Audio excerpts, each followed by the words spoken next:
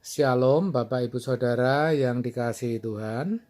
Seri pengajaran hari ini berjudul Karunia Berbahasa Roh. Karunia yang lain yang dicatat dalam 1 Korintus 12 ayat 10 adalah karunia untuk berkata-kata dengan bahasa roh. Saudara, karunia berbahasa roh barangkali merupakan salah satu karunia roh yang menarik, tapi juga rawan atau sensitif untuk dibicarakan. Karena memang harus diakui secara jujur, ada banyak pandangan dan pemahaman. Di sini saya tidak bermaksud untuk memberikan kritik atau juga bukan saya tidak setuju. Sebab saya sendiri juga berada di lingkungan gereja yang berbahasa roh. Saya cuma ingin memberikan pengertian karunia bahasa roh yang alkitabiah. Untuk pembahasan ini pun tentu tidak mudah dan tidak bisa dijelaskan dengan 1-2 kalimat. Tetapi saya berusaha kiranya melalui bahasan yang singkat ini, minimal orang percaya bisa memiliki pengetahuan yang memadai mengenai karunia berbahasa roh itu sendiri dan bisa mengambil sikap serta tindakan yang benar.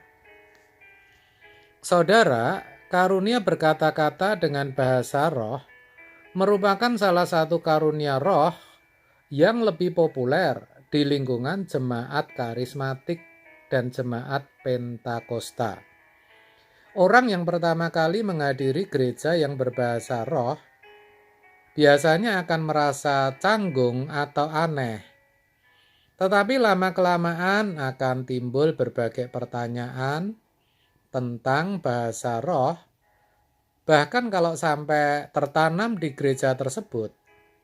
Tanpa disadari, seakan-akan ada tuntutan dari dalam dirinya untuk bisa memiliki karunia bahasa roh.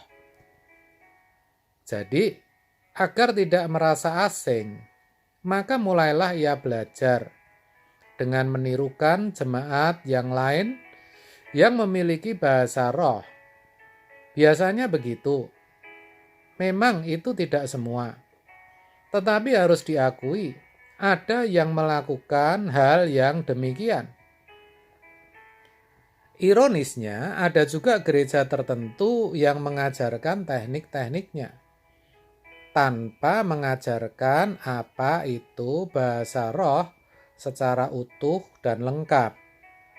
Ini sebenarnya kurang tepat kalau tidak boleh dikatakan sebagai penyesatan.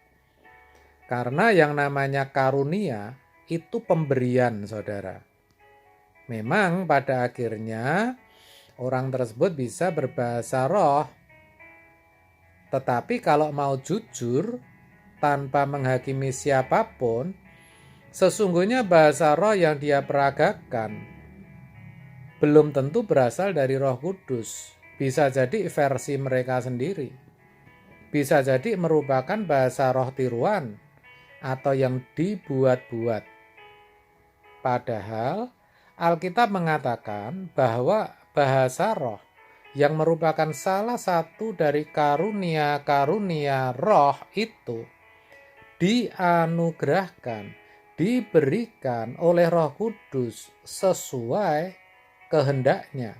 1 Korintus 12 ayat 11.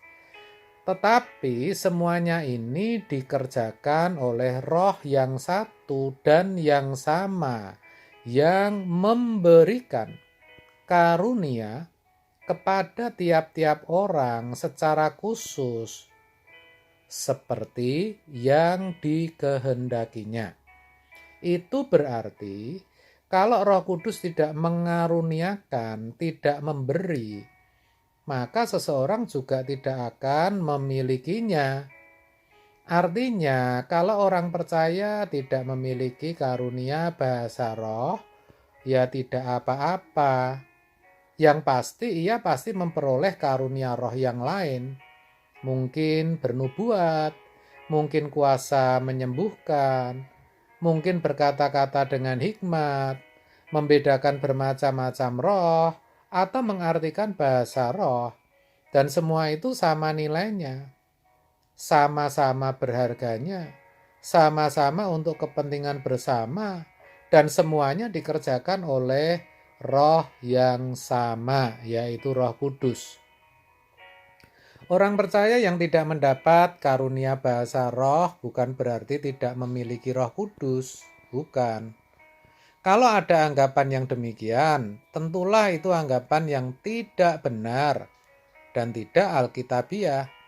Karena jelas dikatakan bahwa di dalam Kristus, di dalam Yesus, ketika orang percaya dan menerima Yesus, maka Roh Kudus dimeteraikan dalam dirinya. Efesus 1 ayat 13 bagian B.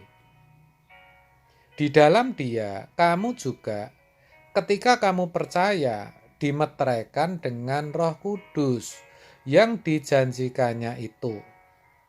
Pengertian ini penting diketahui setiap orang percaya, sehingga bagi mereka yang tidak memperoleh atau barangkali belum memperoleh karunia bahasa roh, juga tidak perlu minder atau rendah diri. Karena bagaimanapun mereka tetap merupakan bagian dari tubuh Kristus. Sedangkan bagi mereka yang memperoleh karunia bahasa roh, juga tidak boleh menganggap dirinya lebih daripada saudara seiman lainnya yang tidak bisa berbahasa roh. Apalagi menjadi sombong, tidak boleh. Sebaliknya ia boleh menyadari bahwa semuanya memang kasih karunia daripada Roh Kudus yang tidak selalu diberikan pada setiap orang. Dengan demikian, ia bisa berelasi, bisa berhubungan dengan orang percaya yang lain dengan baik. Dan yang lebih penting, bisa bersama-sama menjalani kehidupan dan pelayanannya dengan benar. Maksudnya, semuanya itu, semua karunia hanya diperuntukkan buat memperlengkapi pelayanan dan pembangunan gereja Tuhan, sehingga nama Tuhan dipermuliakan. Amin. Tuhan Yesus memberkati.